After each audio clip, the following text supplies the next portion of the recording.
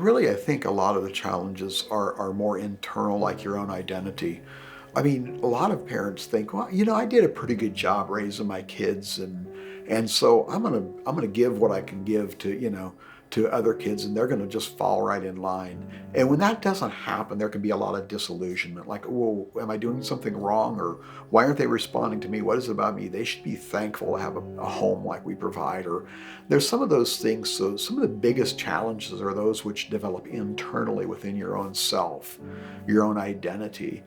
And and again, good training is something that can prepare a parent for that.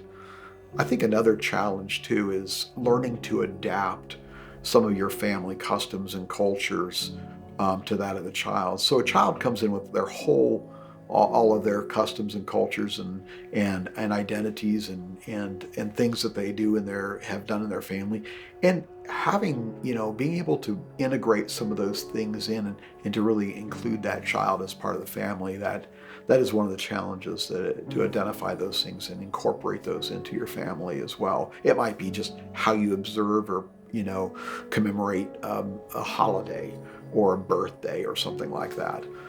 Just changing the way you do that to bring that child in, and that can be a challenge to do that.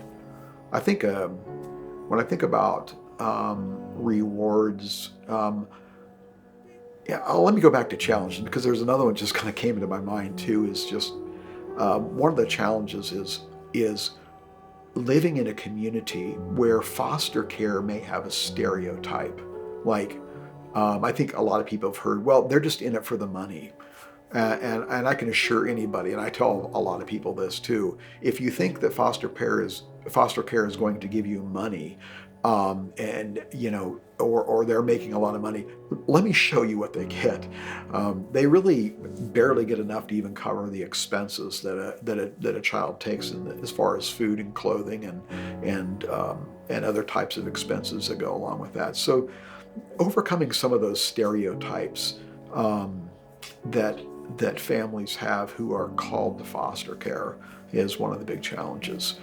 Um, Also, I think it's a challenge when you begin to see the way a foster child of yours, is treated in the community or the school system or somewhere else in the public. And you begin to see that, yeah, there's a little disparagement that's going on there, and there's some prevailing attitudes, and you kind of want to advocate for that child, and that's a hard part. That's a challenge in foster care, is learning how to navigate some of those challenges in a healthy way that doesn't bring unnecessary attention to the child that he doesn't want or need. I think when it comes to rewards, though, when a child comes to you and that child is withdrawn and sullen and or acting out behaviorally and is afraid to attach and connect with you or with other people in healthy relationships, and you begin to see that trust, that first trust starting to be built.